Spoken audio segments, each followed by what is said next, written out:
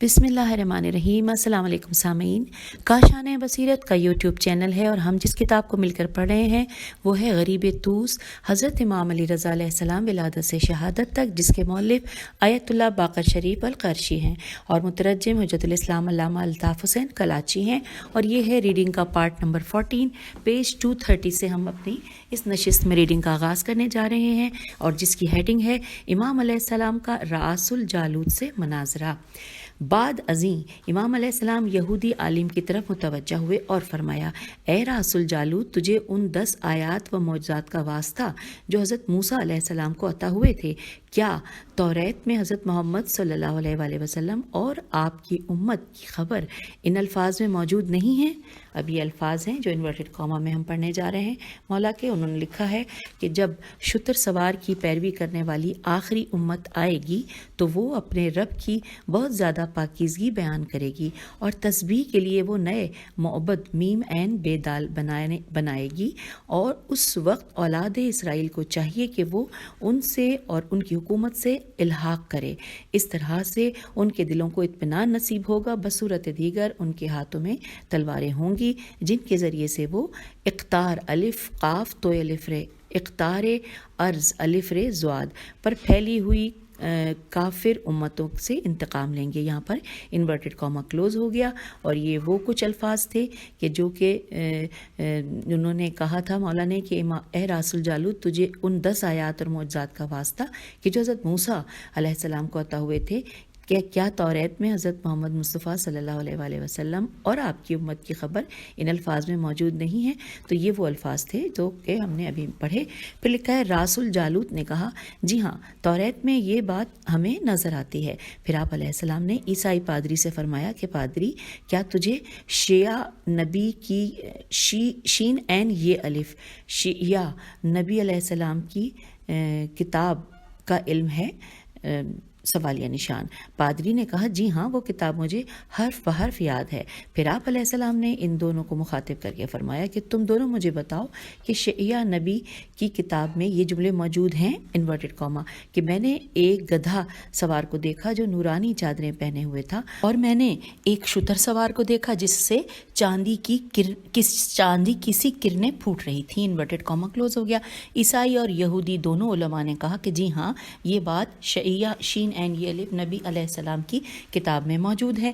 इमाम अलैहिस्सलाम ने नुसरानी जासलीक से कहा कि ए जासलीक, तुझे हज़रत ईसा अलैहिस्सलाम का वो फरमान मालूम है कि जो इंजील में है? इन्वर्टेड कॉमा, मैं अपने और तुम्हारे परवरदिगार के पास जा रहा हूँ और मेरे बाद फारकलीता आएंगे जो मेरी हक़ानियत की गवाही देंगे जैसा कि मैंने उसकी गवाही दी है, और वो तुम्हारे लिए हर चीज़ की वजाहत कर देंगे और वो काफिर उम्मतों को रुसवा करेंगे और कुफ्र के सुतून को तोड़ देंगे। इन्वर्टेड कॉमा क्लोज हो गया और हम पेज 231 पे आ गए हैं। लिखा है, जासलीक ने कहा, आप अलैहिस्सलाम ने इंजील के हवाले से जो कुछ फरमाया है हम उसकी तायीद करते हैं और ये अनाजील में मौजूद है। और उसके बाद लिखा है, इमाम अलैहिस्सलाम ने फरमाया कि क्या तुम ये जानते हो कि जब इंजील तुमसे खो गई थी तो तुमने उसे किसके पास पाया था और मौजूदा इंजील तुम्हारे लिए किसने वज़ा की थी? तो जासलीक ने कहा कि हमने सिर्फ एक दिन के लिए इंजील को खोया था, दूसरे दिन हमें तरोताज़ा सूरत में वो हमें मिल गई थी और यूहन्ना ने हमें इंजील का नुस्खा दिया था। इमाम अलैहिस्सलाम ने फरमाया, मालूम होता है कि तुम इंजील के बारे में ज़्यादा मालूमात नहीं रखते हो, उसके अलावा इसके उलमा के बारे में बहुत कम जानते हो। अगर तुमने इंजील को सिर्फ एक दिन के लिए खोया था तो इंजील में तुम्हारा इतना बड़ा इख्तलाफ कैसे पैदा हुआ? अगर वो तुम्हें एक दिन बाद ही असल इंजील मिली तो तुम में इतना इख्तलाफ कभी ना होता। आओ मैं तुम्हें उसके मुतालिक बताता हूँ और उसे गौर से सुनो। जब पहली इंजील खो गई तो नसारा जमा होकर अपने उलमा के पास गए थे और उनसे जाकर कहा कि मसीह कत्ल हो गए हैं और इंजील भी हमसे खो गई है। आप हमारे मज़हब के आलिम हैं, इसका कोई ना कोई हल निकालें। चुनाचे अल-वक़ा, मरकानूस, यूहन्ना और मती ने کہا تھا کہ انجیل ہمارے سینوں میں محفوظ ہے، ہم اس کا ایک ایک باب تمہیں لکھ کر دیں گے، تمہیں پریشان اور پشیمان ہونے کی ضرورت نہیں ہے، اور اپنے گرجوں کو خالی نہ کرو، ہم ہر اتوار انجیل کا ایک ایک باب تمہیں سنائیں گے اور یوں پوری انجیل جمع کر لیں گے۔ چنانچہ مذکورہ چاروں افراد نے تمہارے لیے 4 اناجیل جمع کی ہیں، جبکہ وہ حضرت عیسیٰ علیہ السلام کے براہ راست شاگرد نہ تھے، بلکہ وہ شاگرد در شاگرد تھے۔ کیا تمہیں انجیل کی اس سرگزشت کا علم ہے؟ یہاں پہ سوالیہ نشان ہے اور ہم پیج 232 پہ آ گئے۔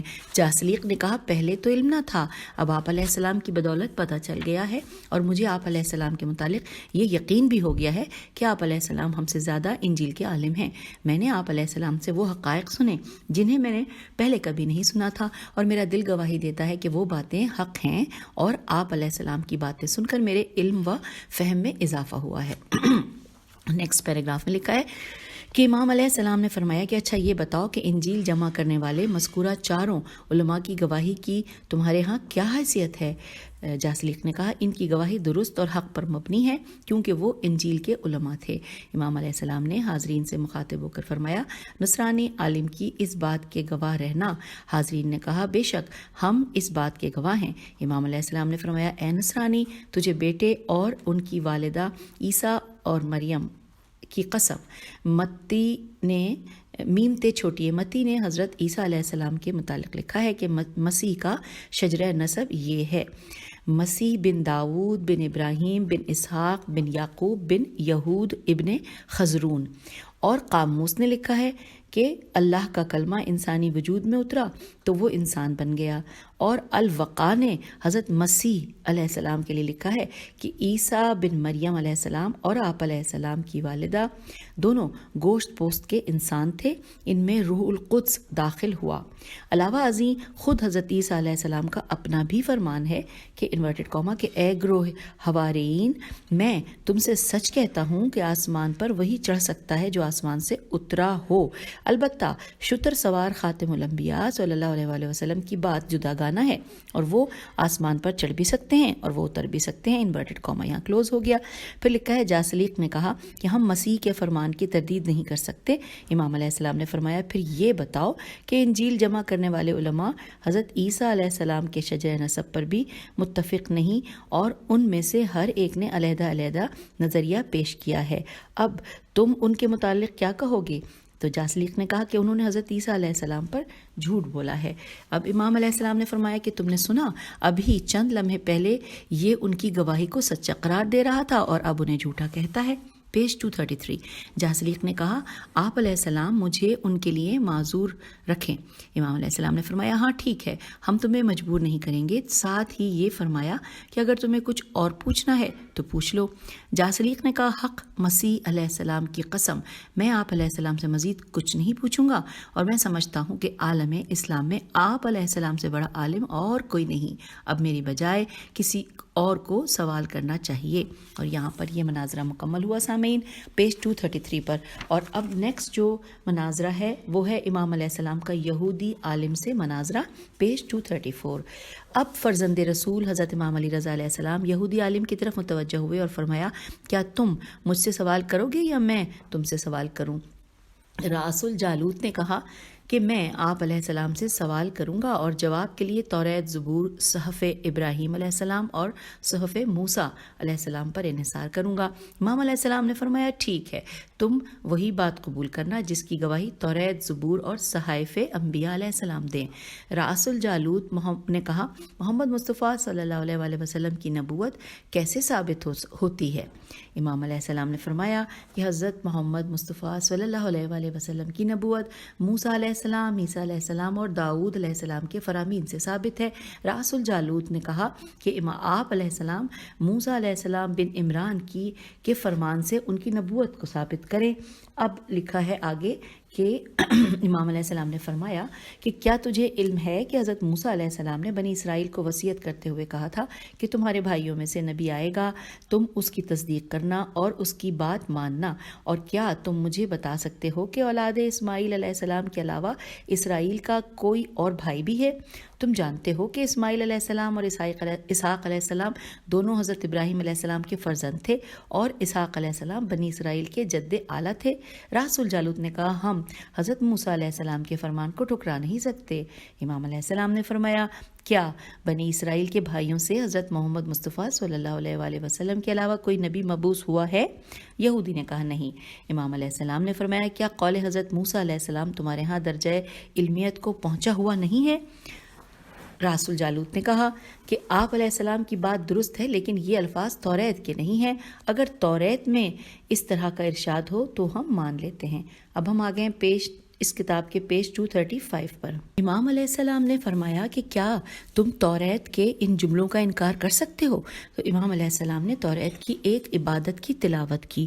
ہم اس کا ترجمہ پڑھنے جا رہے ہیں سامعین۔ انورٹڈ کاما کہ طور سینا سے نور چمکا، جبل سعیر سین الف عین یہ رے کو روشن کیا اور کوہ فاران سے بلند ہوا۔ اور یہاں پہ انورٹڈ کاما کلوز ہو گیا ہے۔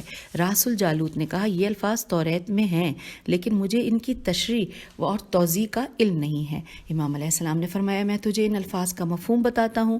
انورٹڈ کاما طور سینا سے نور چمکا کا مقصد ہے کہ اللہ تعالیٰ نے حضرت موسیٰ علیہ السلام پر طور سینا پر وحی نازل کی، پھر جبل سعیر کو روشن کیا، یعنی سعیر وہ پہاڑ ہے کہ جس پر اللہ تعالیٰ نے حضرت عیسیٰ علیہ السلام پر وحی نازل کی تھی، اور کوہ فاران سے بلند ہوا۔ فاران مکے کے قریب ایک پہاڑ ہے اور اس کا اشارہ حضرت محمد مصطفیٰ صلی اللہ علیہ وآلہ وسلم کی وحی اور کتاب کی طرف ہے۔ علاوہ ازیں توریت میں بھی شین این یہ الف شیعہ نبی کا یہ قول موجود ہے انورٹڈ کاما کہ میں نے 2 سوار دیکھے کہ جن کے نور سے زمین منور ہو گئی، ان میں سے ایک گدھے پر اور دوسرا اونٹ پر سوار تھا۔ انورٹڈ کاما کلوز ہو گیا۔ پھر لکھا ہے کہ اے یہودی عالم، اب تم مجھے یہ بتاؤ کہ گدھے پر سوار ہونے والا کون ہے اور شتر پر سوار کون ہے؟ راس الجالوت نے کہا مجھے کوئی علم نہیں ہے، آپ علیہ السلام ہی فرمائیں کہ ان سے مراد کون کون ہیں۔ امام علیہ السلام نے فرمایا گدھے سوار سے مراد حضرت عیسیٰ ہیں اور شتر سوار سے مراد حضرت محمد مصطفیٰ صلی اللہ علیہ وآلہ وسلم ہیں۔ پھر آپ علیہ السلام نے فرمایا کیا تم جسقوق نبی کو جانتے ہو؟ جیم سین قاف و قاف، جسقوق نبی علیہ السلام کو جانتے ہو؟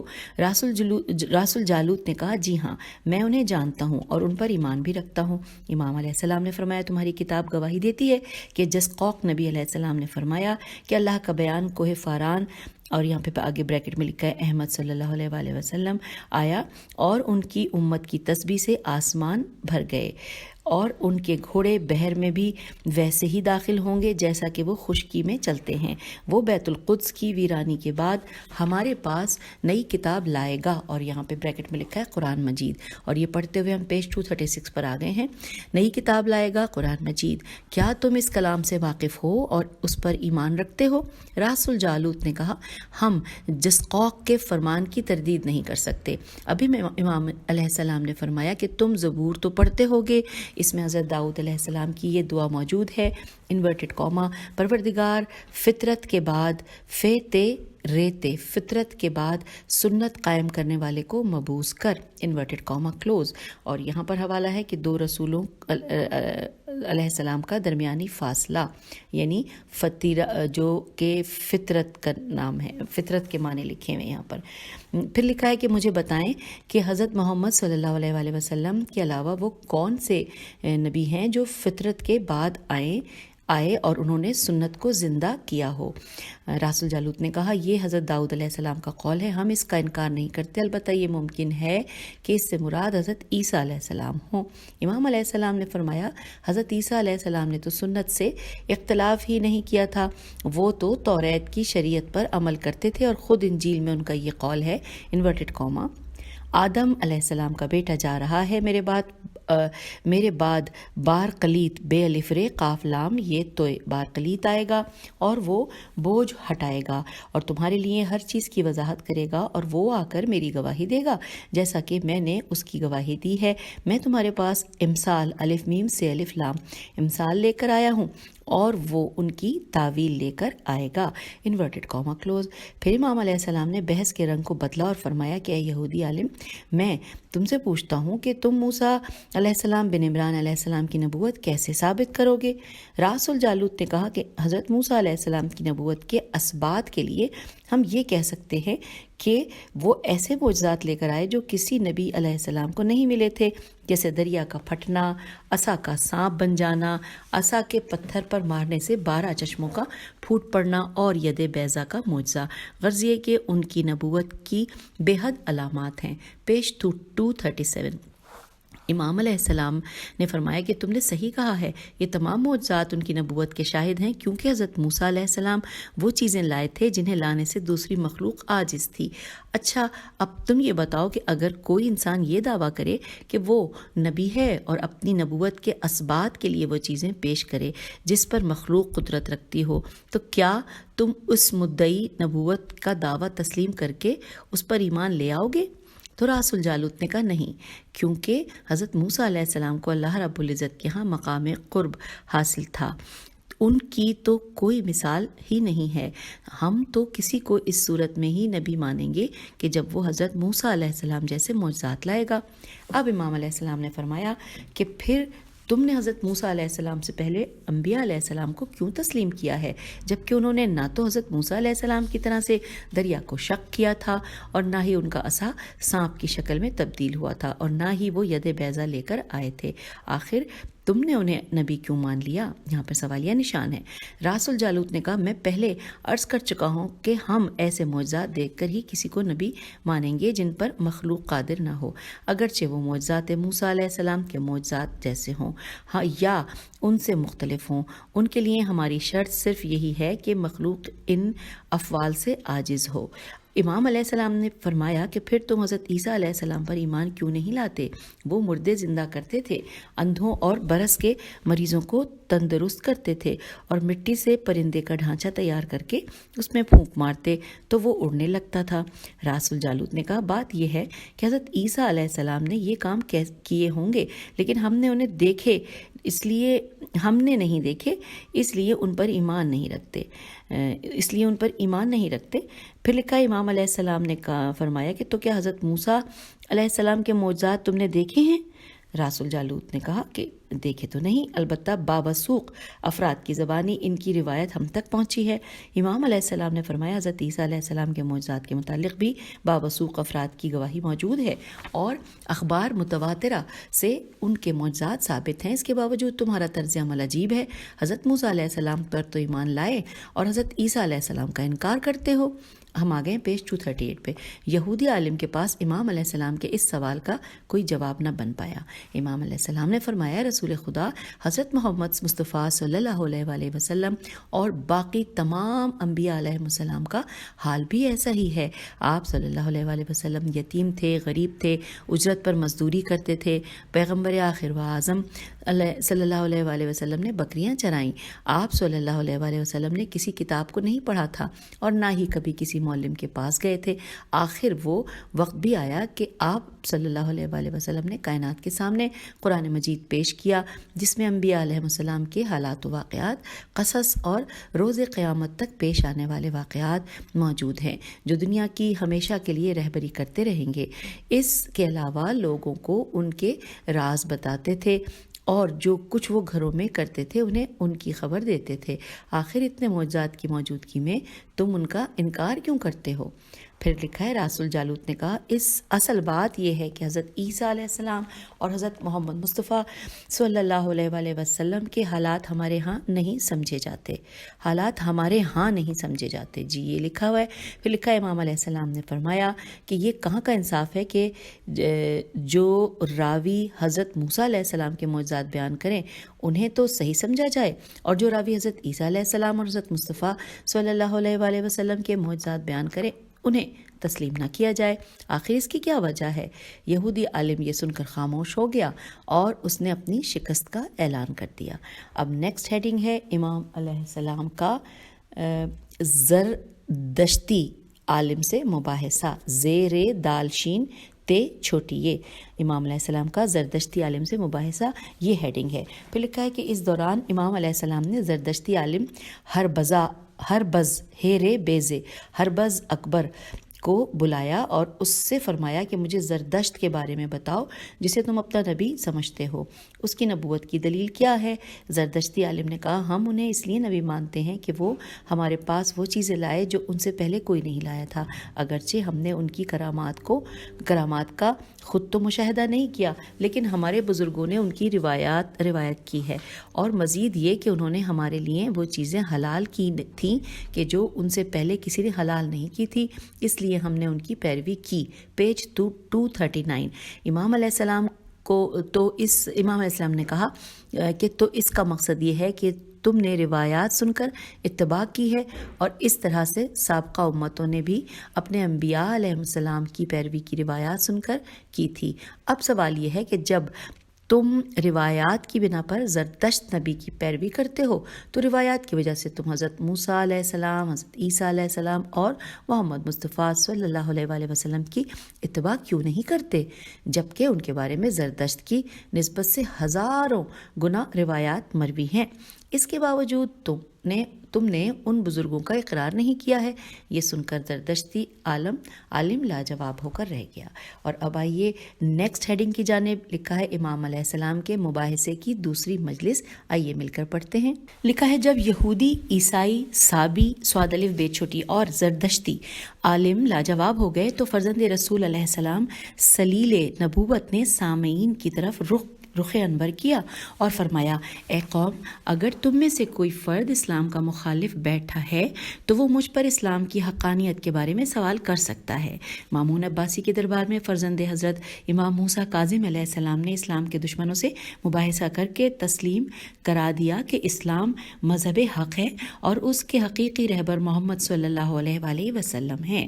اللہ رب العزت نے وہ علمی ثروت عطا کی ہے جو کسی دوسرے کے پاس نہیں ہے۔ حضرت امام علی رضا علیہ السلام نے ثابت کر دیا کہ وہ صرف علوم اسلامیہ کے عالم نہیں ہیں، بلکہ آپ علیہ السلام آدم علیہ السلام سے لے کر خاتم تک جس قدر آسمانی کتابیں نازل ہوئی ہیں ان سب کے عالم ہیں۔ حاضرین جو دربار مامون میں موجود تھے وہ اطراف عالم سے تعلق رکھتے تھے، وہ بھی اس امر کے عینی شاہد تھے کہ حضرت امام علی رضا علیہ السلام کے برابر کا کوئی دوسرا عالم نہیں ہے۔ اس وقت مامون عباسی کی حالت دیدنی تھی کہ کیونکہ وہ اپنا گوہر مقصود حاصل نہ کر سکا تھا، وہ حسد کی آگ میں جل رہا تھا کہ امام علیہ السلام کو کامیابی کیوں حاصل ہوئی ہے اور اس کے دربار کے بلائے ہوئے عالم کیوں شکست کھا گئے ہیں۔ وہ امام علیہ السلام سے اپنی جان چھڑانا چاہتا تھا، لیکن ان مناظروں کے بعد وہ ایسے شکنجوں میں پھنس گیا تھا کہ جن سے اس کی نجات ناممکن تھی۔ ہم آگے ہیں پیج 240 پر، لکھا ہے کہ اب ہم مزید یہاں امام علیہ السلام کے علمی مناظروں کو پیش کرنے کی کوشش کرتے ہیں۔ ہیڈنگ ہے امام علیہ السلام کا ایک اور زندیق سے مناظرہ۔ امام علیہ السلام نے فرمایا، اے زندیق، بتاؤ اگر قول تمہارا قول ہو، اگرچہ ایسا نہیں ہے، تو کیا ہم اور تم برابر ہیں؟ زندیق کی آپ یہ سامعین ہجے میں کر دیتی ہوں، زینون دال یہ قاف، دوبارہ پڑھ لیتے ہیں۔ امام علیہ السلام نے فرمایا، اے زندیق، بتاؤ اگر قول تمہارا قول ہو، اگرچہ ایسا نہیں ہے، تو کیا ہم اور تم برابر ہیں؟ ہمارے روزے، ہماری نمازیں، ہماری زکوٰۃ، ہمارے اعتقادات نے ہمیں کوئی نقصان نہیں پہنچایا ہے؟ یہ سن کر وہ زندیق خاموش ہو گیا اور کوئی جواب نہ دیا۔ امام علیہ السلام نے فرمایا، اگر قول ہمارا قول ہو اور حق بھی یہی ہے تو کیا ایسا نہیں ہے کہ تم ہلاکت سے دوچار ہوئے اور ہمیں نجات ملی؟ زندیق نے کہا، اللہ رب العزت آپ علیہ السلام پر رحم کرے، مجھے سمجھائیں کہ وہ خدا کیسا ہے اور کہاں ہے؟ امام علیہ السلام نے فرمایا کہ تجھ پر افسوس، اور تم نے جو گمان کیا ہے وہ غلط ہے۔ اس نے مقام و مکان کو ایجاد کیا ہے، وہ تھا لیکن کسی مکان و مقام کا وجود نہ تھا۔ اس نے کیف و کیفیت کو ایجاد کیا ہے، وہ تھا لیکن کسی کیفیت کا وجود نہ تھا، لہٰذا کیفیت یا مکان و مقام اور حواس سے اس کا ادراک نہیں ہوتا، اور وہ کسی چیز سے مشابہ بھی نہیں ہے۔ زندیق نے کہا، جب خدا ہوا سے پنجگانہ میں سے کسی ایک سے بھی درک نہیں ہو سکتا تو پھر وہ ہے ہی نہیں۔ یہاں پہ سوالیہ نشان ہے۔ امام نے فرمایا، افسوس، جب تیرے حواس اس کے ادراک سے عاجز آ گئے تو تم نے اس کی ربوبیت سے انکار کر دیا، حالانکہ جب ہم اس کے ادراک سے عاجز ہو گئے تو ہمیں یقین ہو گیا کہ وہی ہمارا رب ہے اور وہ تمام اشیاء کے برخلاف شے ہے۔ زندیق نے کہا مجھے بتائیے کہ وہ کب سے ہے؟ امام علیہ السلام نے فرمایا تم مجھے بتاؤ کہ وہ کب نہیں تھا تو میں بتاؤں کہ وہ کب سے ہے۔ تو زندیق نے کہا خدا کے وجود پر دلیل کیا ہے؟ تو امام علیہ السلام نے فرمایا، آئیے یہ پڑھتے ہوئے ہم پیج 241 پہ آ گئے۔ امام نے فرمایا ہاں سنو، جب میں اپنے جسم کو دیکھتا ہوں تو سمجھ میں آتا ہے کہ میں اس کے طول و عرض میں کمی و زیادتی نہیں کر سکتا، اس میں جو نقصانات پیدا ہوتے ہیں انہیں دور کرنے پر قادر نہیں ہوں، اگر اسے فائدہ پہنچانا چاہوں تو نہیں پہنچا سکتا۔ تو اس سے یہ جان لیا کہ اس عمارت کا کوئی بنانے والا ضرور ہے، لہٰذا میں اس پر ایمان لے آیا۔ جب میں یہ دیکھتا ہوں کہ افلاک چکر لگاتا ہے، بادل آ جا رہے ہیں، ہواؤں کا ایک نظام ہے، سورج چاند ستارے حرکت میں ہیں، ان کے علاوہ دوسری آیات کو جب دیکھتا ہوں تو مجھے یقین ہو گیا کہ ان سب کا کوئی مدبر، حاکم اور خالق ہے۔ پھر لکھا ہے کہ زندیق نے کہا کہ اللہ رب العزت کو آنکھ کیوں نہیں دیکھ سکتی؟ امام علیہ السلام نے فرمایا آنکھ اس لیے اللہ سبحانہ کو نہیں دیکھ سکتی تاکہ اس کے اور دیکھی جانے والی مخلوق کے درمیان فرق رہے۔ اس کی شان اس سے بلند ہے کہ آنکھ اسے دیکھے، فکر اس کا ادراک کرنے اور عقل اسے پائے، فکر اس کا ادراک کرے اور عقل اسے پائے۔ پھر لکھا ہے کہ زندیق نے کہا کہ آپ علیہ السلام اس کی حد اور وصف بیان کریں۔ امام علیہ السلام نے فرمایا اس کی حد ہے اور نہ وصف۔ زندیق نے کہا کیوں؟ امام نے فرمایا کیونکہ محدود شے اپنی حد تک منتہی ہوتی ہے، اور جب اس نے حد اور سرحد کو قبول کر لیا تو وہ قابل زیادتی ہے، اور جو زیادتی قبول کرے وہ کمی کو بھی قبول کرے۔ لہٰذا خدا نہ حد رکھتا ہے اور نہ زیادتی قبول کرتا ہے اور نہ کمی، جو جز ہو سکتا ہے اور نہ ہی فکر سے اسے درک کیا جا سکتا ہے۔ زندیق نے کہا آپ علیہ السلام نے فرمایا کہ وہ لطیف، سمیع، بصیر، علیم اور حکیم ہے۔ ان صفات سے کیا مراد ہے؟ کیا کوئی بغیر کان کے سن سکتا ہے؟ کوئی بغیر آنکھ کے دیکھ سکتا ہے؟ کوئی لطیف و ظریف ہے جو ہاتھ نہ رکھتا ہو، اور کوئی حکیم ہے کہ جو صنعتگر اور بنانے والا نہ ہو؟ امام علیہ السلام نے فرمایا انسانوں میں لطیف اس کے لیے بولا جاتا ہے کہ جو کوئی کام یا صنعتگری کرنا چاہتا ہو، کہ تم نے نہیں دیکھا کہ جب کوئی کسی چیز کو بنانا چاہتا ہے یا کوئی کام کرنا چاہتا ہے، اگر اسے دقت اور ظرافت سے انجام دیتا ہے تو کہا جاتا ہے کہ فلاں کتنا ظریف ہے۔ خدا جو خالق اور جلیل ہے اسے لطیف کیوں نہ کہا جائے؟ ہم آ گئے پیج 242 پہ۔ اسے لطیف کیوں نہ کہا جائے جبکہ اس نے لطیف و جمیل مخلوق کو خلق کیا ہے اور حیوانات میں ان کی روحوں کو رکھا، اور مخلوق کی ہر جنس دوسری جنس سے صورت میں جداگانہ ہے اور کوئی ایک دوسرے کی شبیہ نہیں ہے۔ پس ان تمام مخلوقات میں سے ہر ایک اپنی ترکیب ظاہری میں خالق لطیف و خبیر کے ہمکنار ہے۔ جب اب اگلا پیراگراف ہے، جب ہم نے اشجار میں غور و فکر کیا، ان کے کھائے اور نہ کھائے جانے والے ثمرات سے نگاہ ڈالی، تو ہم نے کہا کہ ہمارا خالق لطیف ہے، مگر جس طرح مخلوق اپنے اعمال میں لطیف ہے وہ ویسے نہیں ہے۔ ہم نے کہا وہ سمیع ہے کیونکہ زمین سے عرش تک کوئی مخلوق، خواہ وہ چھوٹی ہو یا بڑی، خشکی میں ہو یا دریا میں، ان کی آوازیں اس پر پوشیدہ نہیں ہیں اور ان کی زبانیں اور بولیاں اس پر مشتبہ نہیں ہوتی۔ اور اس موقع پر ہم نے کہا کہ وہ سمیع ہے مگر وہ بغیر کان کے سنتا ہے۔ ہم نے کہا کہ وہ بصیر ہے، دیکھنے والا ہے مگر آنکھ کے ذریعے نہیں، کیونکہ وہ اندھیری رات میں کالے پتھر پر کالے کیڑوں مکوڑوں کے آثار کو دیکھ لیتا ہے، اور گھٹا ٹوپ اندھیری رات میں بھی چیونٹی کی حرکت کو دیکھتا ہے، اس کے نفع و نقصان اور ان کے چوزوں اور نسلوں سے بھی خبردار ہے۔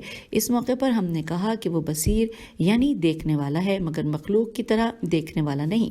راوی کہتا ہے کہ ابھی کوئی زیادہ وقت نہیں گزرا تھا کہ وہ زندیق مسلمان ہو گیا۔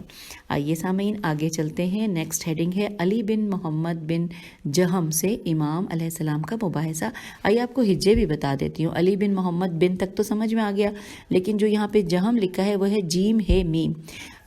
اب اور اس کا پورا نام ہم یوں پڑھیں تو علی بن محمد بن جہم سے امام علیہ السلام کا مباحثہ. یہ ہم نے ہیڈنگ پڑھی. آئیے آگے پڑھتے ہیں.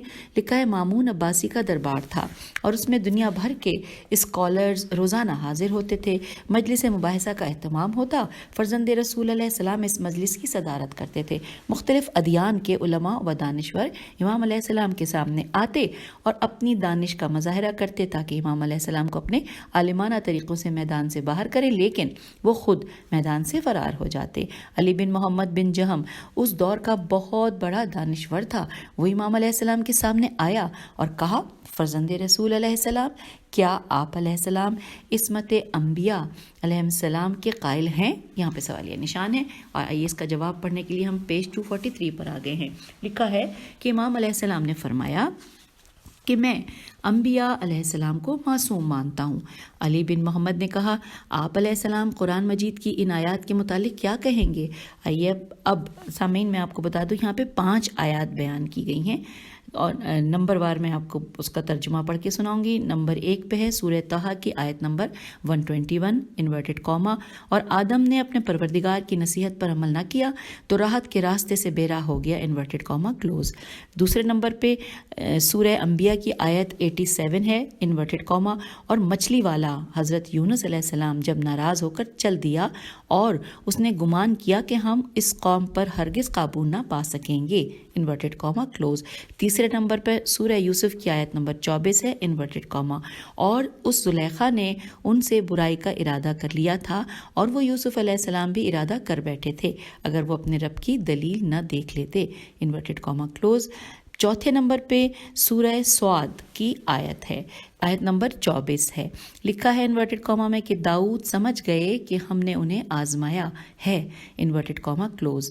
پھر 5ویں نمبر پہ آخری نمبر پہ جو ہے آیت وہ ہے سورہ احزاب کی آیت نمبر 37 اور انورٹڈ کاما میں ترجمہ ہے کہ اور تم اس بات کو اپنے دل میں چھپائے ہوئے تھے جسے اللہ ظاہر کرنے والا ہے. یہاں پر انورٹڈ کاما کلوز ہو گیا. اب نیکسٹ ہیڈنگ ہے کہ وارث ممبر سلونی کا جواب. آپ علیہ السلام نے فرمایا کہ علی، تجھ پر افسوس، خدا سے ڈرو اور انبیاء کرام علیہ السلام کی طرف ایسی بیہودہ باتوں کی نسبت نہ دو اور اللہ رب العزت کی آیات کی تفسیر اپنی رائے سے بیان نہ کرو، کیونکہ اللہ تعالیٰ نے آیات متشابہات سے متعلق فرمایا سورہ آل عمران کی آیت نمبر 7 میں کہ انورٹڈ کاما کہ ان آیات کی تعویل کو اللہ جانتا ہے اور وہ جانتے ہیں جو علم میں پختہ ہیں انورٹڈ کاما کلوز. آئیے پیج 244 پہ آ گئے. پھر لکھا ہے کہ اپنے سوالات کی ترتیب وار جواب سنو. اب یہاں پر مولا نے ان 5 جو سوالات تھے ان کے جوابات دیے. نمبر 1 سورہ طٰہٰ کی آیت نمبر 121 کہ اور آدم نے اپنے پروردگار کی نصیحت پر عمل نہ کیا تو راحت کے راستے سے بے راہ ہو گیا انورٹڈ کاما کلوز. لکھا ہے اللہ تعالیٰ نے حضرت آدم علیہ السلام کو زمین پر اپنی حجت اور خلیفہ بنایا تھا. ان کی تخلیق زمین کے لیے ہوئی تھی، انہیں جنت کے لیے خلق نہیں کیا گیا تھا. آدم علیہ السلام سے جو لغزش ہوئی تھی وہ جنت میں ہوئی تھی. البتہ زمین پر ان سے مذکورہ لغزش ہوتی تو ان کی عصمت پر اعتراض ہو سکتا تھا. ان کی عصمت زمین کے لیے ضروری تھی تاکہ وہ امر خدا کی معرفت کی تکمیل کر سکیں، اور جب آدم علیہ السلام زمین پر اترے تو اللہ نے ان کی عصمت کا اعلان ان الفاظ میں فرمایا جو کہ سورہ آل عمران کی آیت نمبر 33 ہے انورٹڈ کاما کہ بے شک اللہ نے آدم علیہ السلام، نوح علیہ السلام، آل ابراہیم علیہ السلام اور آل عمران علیہ السلام کو عالمین پر منتخب کر لیا ہے انورٹڈ کاما کلوز. اب دوسرے نمبر کا سوال ہے کہ جو کہ ہم نے پڑھا تھا، اس میں لکھا ہے کہ اس آیت میں لفظ زن زوئے نون زن یقین کے معنی میں ہے، اور مفہوم آیت یہ ہے کہ مچھلی والا جب ناراض ہو کر چل دیا اور انہوں نے یقین کر لیا کہ ہم اس پر رزق تنگ نہیں کریں گے. زبان عربی میں لفظ قدر قاف ڈال رہے تنگ کرنے کے معنی میں بھی استعمال ہوتا ہے، جیسا کہ قرآن مجید کی آیت میں ہے، آیت سورہ فجر کی آیت نمبر 16 میں انورٹڈ کاما، اور جب اللہ انسان کی آزمائش کرتے ہوئے اس پر رزق تنگ کر دیتا ہے انورٹڈ کاما یہاں کلوز ہو گیا. اب آگے لکھا ہے اور اگر خدا نخواستہ حضرت یونس علیہ السلام یہ گمان کرتے کہ اللہ کو اس پر قدرت حاصل نہیں ہوگی تو یقیناً وہ کافر ہو جاتے. اب پیج 245 پہ ہم آ گئے اور جواب نمبر 3 جو انہوں نے 5 پرانی آیات بتائی تھیں. تو اب یہاں پہ ہم آ گئے ہیں جواب نمبر 3 پہ، جہاں پہ سورہ یوسف کی آیت نمبر 24 تھی. اس کا جواب میں یہ لکھا ہے کہ اس مذکورہ آیت کا مفہوم یہ ہے کہ حضرت یوسف علیہ السلام اور زلیخا دونوں کے ارادے مختلف تھے. زلیخا نے حضرت یوسف علیہ السلام سے جنسی تسکین کا ارادہ کیا تھا، اور حضرت یوسف علیہ السلام نے فیصلہ کیا تھا کہ اگر اس نے معاصیت پر زیادہ مجبور کیا تو وہ اسے قتل کر دیں گے. اللہ رب العزت نے اپنے نبی کو قتل اور زنا دونوں برائیوں سے دور رکھا. چنانچہ ارشاد خداوندی ہے سورہ یوسف کی آیت 24 میں انورٹڈ کاما، اس طرح ہم ان سے برائی اور بے حیائی کو دور کرنا چاہتے تھے، انورٹڈ کاما کلوز ہو گیا. تو اے علی بن محمد جہم، یہ بتاؤ کہ قصہ گو حضرت داؤد علیہ السلام کے متعلق کیا کہتے ہیں. اس نے کہا کہ لوگ یہ کہتے ہیں کہ ایک حضرت داؤد علیہ السلام محراب بندگی میں نماز پڑھ رہے تھے، اتنے میں ابلیس ایک خوبصورت پرندے کی شکل میں نمودار ہوا. حضرت داؤد علیہ السلام اسے پکڑنے کے لیے دوڑے. وہ پرندہ چھت پر چلا گیا. حضرت داؤد علیہ السلام چھت پر آ گئے اور پھر وہ پرندہ اوریا کے گھر میں جا گرا. اوریا کا نام انورٹڈ کاما میں ہے. لکھا ہے آگے کہ حضرت داؤد علیہ السلام پرندے کو پکڑنے کے لیے اوریا بن حنان کے گھر میں چلے گئے. جب آپ علیہ السلام گھر میں داخل ہوئے تو اوریا کی زوجہ غسل کر رہی تھی. جب حضرت داؤد علیہ السلام نے اس کے جسم کے خد و خال اور اس کے بھرپور شباب کو دیکھا تو اس پر فریفتہ ہو گئے، اور ان دنوں اور یا کسی جنگ کے سلسلے میں باہر گئے ہوئے تھے. اچھا، ان دنوں اوریا کسی جنگ کے سلسلے میں باہر گئے ہوئے تھے. حضرت داؤد علیہ السلام نے سالار لشکر کو خط لکھا کہ وہ اوریا کو تابوت سکینہ کے آگے ہراول دستے میں رکھے. سالار نے حکم کی تعمیل کی، مگر حضرت داؤد علیہ السلام کا مقصد پھر بھی حل نہ ہوا. اوریا نے مشرکین کے لشکر کو شکست دی. یہ بات حضرت داؤد علیہ السلام پر گراں گزری، کیونکہ وہ چاہتے تھے کہ کسی طریقے سے اوریا سے جان چھوٹ جائے. حضرت داؤد علیہ السلام نے سالار لشکر کو دوبارہ خط لکھا کہ اوریا کو ہراول دستے میں رکھو. سالار نے حکم کی تعمیل میں اوریا کو ہراول دستے میں رکھا. اوریا دوران جنگ قتل ہو گئے اور حضرت داؤد علیہ السلام نے اس کی زوجہ سے نکاح کر لیا، جبکہ حضرت داؤد علیہ السلام کے پاس 99 بیویاں پہلے سے موجود تھیں. ہم پیج 246 پر آ گئے. چنانچہ اللہ نے حضرت داؤد علیہ السلام کو ان کی غلطی پر متنبع کرنے کے لیے 2 فرشتوں کو بھیجا، اور ان میں سے ایک فرشتے نے ان سے کہا کہ آپ علیہ السلام میرے اور میرے بھائی کے درمیان فیصلہ کریں. اس کے پاس 99 بھیڑیں ہیں جبکہ میرے پاس صرف ایک بھیڑ ہے. اب یہ شخص مجھ سے وہ ایک بھیڑ بھی لینا چاہتا ہے. حضرت داؤد علیہ السلام نے کہا یقیناً یہ ظلم کر رہا ہے، کیونکہ تم نے تو اس کی 99 بھیڑوں کو برداشت کیا اور یہ تمہاری ایک بھیڑ بھی برداشت نہیں کر پایا. اس کے بعد وہ فرشتے تو چلے گئے. پھر حضرت داؤد علیہ السلام کو معلوم ہوا کہ یہ تمثیل دراصل ان کے اپنے کردار کی عکاسی تھی. چنانچہ انہوں نے توبہ و استغفار کی اور پھر اللہ نے ان کے اس گناہ کو معاف کر دیا. یہ داستان سن کر امام علیہ السلام نے ازروئے تاسف اپنی پیشانی پر ہاتھ مارا اور فرمایا کہ انا للہ و انا الیہ راجعون. اور یہ آیت سورہ بقرہ کی آیت نمبر 156 ہے. لکھا ہے کہ قصہ گو افراد نے 3 قسم کی بڑی غلطیاں کی ہیں. آئیے وہ تینوں قسمیں دیکھ لیتے ہیں. نمبر 1، اللہ رب العزت کے ایک ہی ذوق عبادت کو اتنا کمزور بنا کر پیش کیا کہ وہ نماز چھوڑ کر ایک پرندے کے پیچھے بھاگنے لگے تھے. نمبر 2، وہ ایک شوہردار عورت پر فریفتہ ہو گئے تھے. اور نمبر 3، کہ اس کے حصول کے لیے دانستہ طور پر وہ اقدام اٹھایا کہ جس کی وجہ سے اس کے شوہر کو قتل ہونا پڑا. نیکسٹ پیراگراف میں ہے کہ علی بن جہم نے کہا فرزند رسول علیہ السلام، یہ درست ہے کہ اوریا کی زوجہ کا قصہ قرآن مجید میں نہیں ہے، لیکن 2 فرشتوں کے آنے کا ذکر قرآن مجید میں موجود ہے، اور اس کے ساتھ داؤد علیہ السلام کی توبہ کرنے کا ذکر بھی موجود ہے. اگر یہ مذکورہ واقعہ داستان سازوں کی تخلیق ہے تو پھر یہ بتائیں کہ حضرت داؤد علیہ السلام کی وہ کون سی غلطی تھی جس کے لیے انہیں توبہ کرنا پڑی. امام علیہ السلام نے فرمایا بات صرف اتنی ہے کہ حضرت داؤد علیہ السلام یہ سمجھ بیٹھے تھے کہ اس وقت ان سے بڑا عالم کوئی نہیں ہے، اور آپ علیہ السلام ہی عالم دوراں ہیں. پیج 247. چنانچہ اللہ تعالیٰ نے ان کی قوت فیصلہ کو اپنانے کے لیے 2 فرشتوں کو انسانی شکل میں ان کے پاس بھیجا جنہوں نے مذکورہ سوال کیا تھا، اور نبی علیہ السلام نے فوراً اپنا فیصلہ صادر کر دیا. جب وہ فیصلہ صادر کر بیٹھے تو بعد میں انہیں احساس ہوا کہ یہ فیصلہ اس نے یک طرفہ طور پر صادر کیا ہے، کیونکہ اس نے فریق ثانی کا موقف ہی نہیں سنا تھا، اور اس کا موقف سنے بغیر یوں جلد بازی میں اسے فیصلہ نہیں کرنا چاہیے تھا. چنانچہ نبی علیہ السلام اپنی اس غلطی پر بہت پچھتائے کہ آخر ان سے یہ غلطی کس طرح سے سرزد ہوئی. اللہ تعالیٰ نے انہیں معاف کر دیا. اصل واقعہ تو صرف اتنا سا ہے. اب علی نے کہا کہ فرزند رسول علیہ السلام، آپ علیہ السلام یہ فرمائیں کہ اوریا کی زوجہ کے قصے میں کس حد تک صداقت پائی جاتی ہے. امام علیہ السلام نے فرمایا واقعہ کچھ اس طرح سے ہے کہ حضرت داؤد علیہ السلام کے زمانے میں جب کسی عورت کا شوہر طبعی موت یا بذریعہ قتل اس دنیا سے رخصت ہوتا تو وہ عقد ثانی نہیں کرتی تھی. حضرت داؤد علیہ السلام اس غلط رسم کو ختم کرنا چاہتے تھے۔ اتفاق سے ان کی فوج کا افسر اور یا ایک فوجی مہم میں قتل ہو گیا تو اس کی زوجہ بیوہ ہو گئی۔ عدت گزرنے کے بعد حضرت داؤد علیہ السلام نے اس سے عقد کیا۔ نبی علیہ السلام نے اس نکاح سے ایک رسم کا خاتمہ کر دیا، مگر عوام نبی علیہ السلام پر ناراض ہو گئی اور انہوں نے اس طرح کی داستان گڑھ لی۔ اچھا سامعین، اب یہ آخری اور 5واں جو سوال کیا گیا تھا قرآن میں، آئیے اس کا جواب بھی جانتے ہیں۔ لکھا ہے جو کہ سورہ احزاب کی آیت نمبر 37 کا تھا کہ انورٹڈ کامہ میں تھا کہ اور تم اپنے دل میں اس بات کو چھپائے ہوئے تھے جسے اللہ ظاہر کرنے والا تھا، اور آپ لوگوں سے ڈرتے تھے جبکہ تمہیں اللہ سے ڈرنا چاہیے تھا، انورٹڈ کامہ کلوز۔ لکھا ہے اصل بات یہ ہے کہ اللہ تعالیٰ نے اپنے نبی صلی اللہ علیہ وآلہ وسلم کو ان کی دنیا اور آخرت کی ازواج کے نام بتائے اور فرمایا کہ اے رسول صلی اللہ علیہ وآلہ وسلم، تمہاری بیویاں مومنین کے لیے بمنزلہ مائیں ہیں۔ ان اسماء میں زینب بنت حجش کا نام بھی موجود تھا اور وہ اس وقت زید بن حارثہ کی زوجیت میں تھی۔ حضرت صلی اللہ علیہ وآلہ وسلم نے ان کا نام اپنے دل میں چھپائے رکھا اور کسی پر اس کا اظہار نہ ہونے دیا تاکہ منافقین یہ نہ کہیں کہ محمد صلی اللہ علیہ وآلہ وسلم ایک شادی شدہ عورت کو اپنی زوجہ بناتے ہیں۔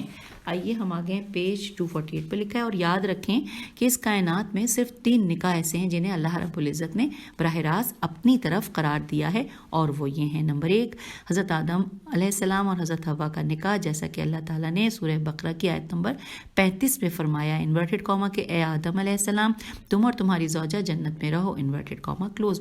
دوسرے نمبر پہ لکھا ہے رسول اللہ صلی اللہ علیہ وآلہ وسلم اور حضرت زینب رضی اللہ کا نکاح، جیسا کہ ارشاد خداوندی ہے سورہ احزاب کی آیت نمبر 37 میں، انورٹڈ کامہ کہ جب زید نے اس سے کوئی حاجت متعلق نہ رکھی، بریکٹ میں لکھا ہے زینب رضی اللہ بنت حجش کو طلاق دے دی، انورٹڈ کامہ بریکٹ کلوز، تو ہم نے اس کا عقد آپ صلی اللہ علیہ وآلہ وسلم سے کر دیا۔ یہاں پر انورٹڈ کامہ کلوز ہو گیا ہے، سورہ احزاب کی آیت نمبر 37 کا ترجمہ۔ اور تیسرا ہے کہ حضرت امام علی مرتضیٰ علیہ السلام اور حضرت فاطمہ زہرا کا نکاح، تو امام علیہ السلام کی یہ تقریر سن کر علی بن محمد بن جہم اتنا متاثر ہوا کہ وہ رونے لگا اور کہنے لگا کہ فرزند رسول علیہ السلام، میں خدا کی بارگاہ میں توبہ کرتا ہوں، پھر کبھی انبیاء علیہ السلام کی شان میں گستاخی نہیں کروں گا۔ جی ہاں، اب اگلا پیراگراف ہے آخری کہ جی ہاں، امام علیہ السلام نے کہ یہ وہ مناظرات ہیں کہ جو دنیا بھر کے فلاسفہ کبار علماء کے ساتھ وقوع پذیر ہوئے تھے۔ ان عالمی مجالس نے یہ ثابت کیا تھا کہ امت کی معنوی و علمی رہبری فرزند رسول علیہ السلام کے پاس ہے۔